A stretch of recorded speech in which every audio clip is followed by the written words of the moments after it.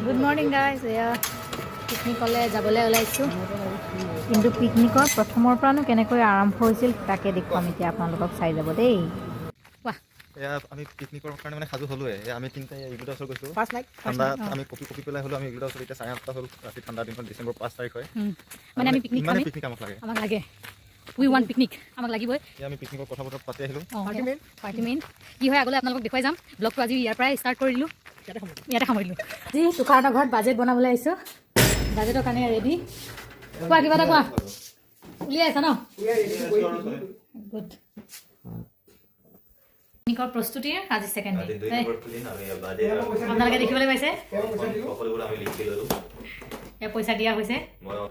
অঁ ঠিক আছে এতিয়া নাই আমি চবেই পইচা দিম এতিয়া এনেই ধেমালি কৰিলে চবেই পইচা দিব এতিয়া চবেই পইচা দিব এতিয়া আমি চাম দেই চবেই বাচ্চা পইচা নিকালো এয়া পইচা পইচা